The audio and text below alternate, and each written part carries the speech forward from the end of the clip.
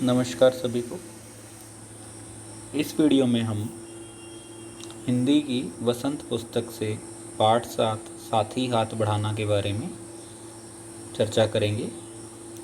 साथी हाथ बढ़ाना से पहला प्रश्न है, यह गीत किसको संबोधित है अर्थात किन मनुष्यों के विषय में यह गीत गाया गया है। तो यह गीत मजदूरों को संबोधित किया गया है। दूसरा प्रश्न है, इस गीत की किन पंक्तियों को तुम अपने आसपास की ज़िंदगी में घटते हुए देख सकते हो। प्रश्न का उत्तर है कि अर्थ है कि ऐसे हमारे जीवन में कौन से पल हैं जब हमें यह लगे कि इस गीत की ये कुछ पंक्तियाँ वहाँ पर सही साबित होती हैं। जैसे साथी हाथ बढ़ाना, एक अकेला थक जाएगा, मिलकर बोझ उठाना, साथी हाथ बढ़ाना। अर्थात जब हम कहीं किसी इमारत पर काम करते हुए अनेक मज़दूरों को देखते हैं तो यह पंक्तियाँ हमें स्मरण हो आती हैं कि एक अकेला थक जाएगा, मिलकर बोझ उठाना, साथी हाथ बढ़ाना। इसके अतिरिक्त हमारे देश में अनेक जगह पर नदियों के ऊपर पुल बनाए गए हैं तथा पर्वतों को काटकर रास्ते बनाए गए हैं। ऐसी स्थानों को देखकर हमें यह पंक्तियाँ स्मरण हो आती हैं। हम मेहनत वालों ने जब भी मिलकर कदम बढ़ाया, सागर ने रास्ता छोड़ा, पर्वत ने शीश झुकाया, फौला दी हैं सीने अपने, फौला दी हैं बाहें, हम चाहें तो चट्टानों में पैदा कर दें राहें। इस प्रकार की पंक्तियों को हम अपने आसपास या कहीं पर काम करते हुए मज़दूरों को देखकर या किसी कंपनी में लगे हुए व्यक्तियों को देखकर कर सकते हैं। तीसरा प्रश्न है, सागर ने रास्ता छोड़ा, पर्वत ने शीश झुकाया, साहिर ने ऐसा क्यों कहा है। साहिर ने ऐसा इसलिए कहा है क्योंकि उन्हें इन पंक्तियों में मनुष्य के साहस और हिम्मत का परिणाम दिखाई देता है। मनुष्य जब मेहनत करना शुरू करता है तो सागर भी अपना रास्ता छोड़ देते हैं और पर्वत भी झुक जाते हैं, अर्थात बड़े से बड़ी मुसीबत का हल निकाला जा सकता है। इसी हिम्मत के बल पर मनुष्य ने सागरों को चीरकर पुलों का निर्माण किया है तथा पहाड़ों पर भी रास्ते बनाए हैं। पाठ का अगला प्रश्न है, गीत में सीने और बाहों को फौलादी क्यों कहा गया है।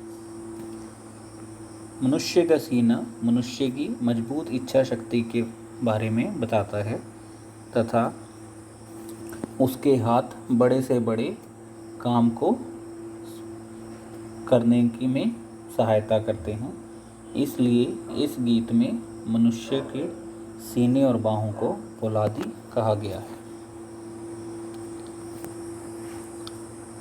इसके पश्चात गीत से आगे में पहला प्रश्न है, अपने आसपास तुम किसे अपना साथी मानते हो और क्यों।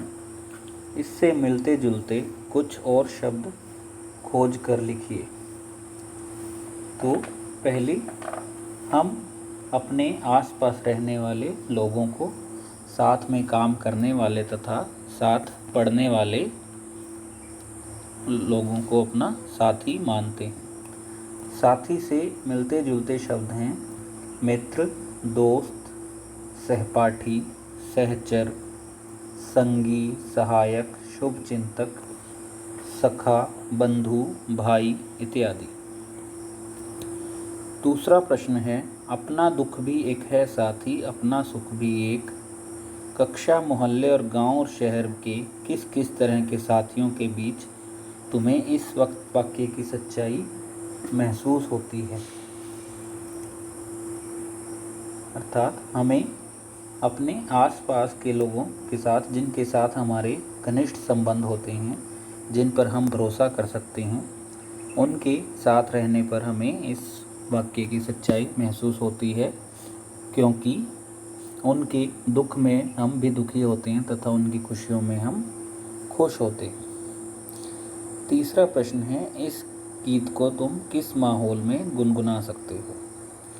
उत्तर है, इस गीत को हम स्वतंत्रता दिवस, गणतंत्र दिवस या किसी अन्य अवसर जैसे एकता संगठन जहाँ मिलजुल कर काम करने की बात चल रही हो वहाँ पर गुनगुना सकते हैं।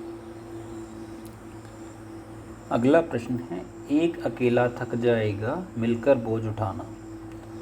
तुम अपने घर में इस बात का ध्यान कैसे रख सकते हो? हम अपने घर में इस बात का ध्यान इस प्रकार रख सकते हैं कि हम घर के छोटे छोटे कामों में जिन्हें हम आसानी से कर सकें उनमें अपने माता पिता का हाथ बटा सकते हैं, जैसे बाज़ार से कुछ लाने में या अन्य किसी काम में, जैसे मेहमानों को पानी पिलाना इत्यादि। दूसरा है, पापा के काम और माँ के काम क्या क्या हैं, तथा तीसरा है, क्या वे एक दूसरे का हाथ बटाते हैं। इन दोनों प्रश्नों के उत्तर आपको अपनी सूझबूझ से करने हैं। पांचवा प्रश्न है, यदि तुमने नया दौर फिल्म देखी है तो बताओ यह गीत फिल्म में कहानी के किस मोड़ पर आता है। यदि तुमने फिल्म नहीं देखी तो फिल्म देखो और बताओ। इस प्रश्न का उत्तर आप अपने पेरेंट्स से, माता पिता से पूछकर कर सकते हैं या आप स्वयं भी YouTube पर इस गीत को देखकर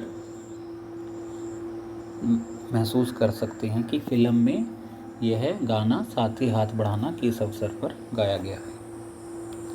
आगे के दो बिंदु कहावतों की दुनिया तथा भाषा की बात के बारे में हम अगले वीडियो में चर्चा करेंगे। धन्यवाद।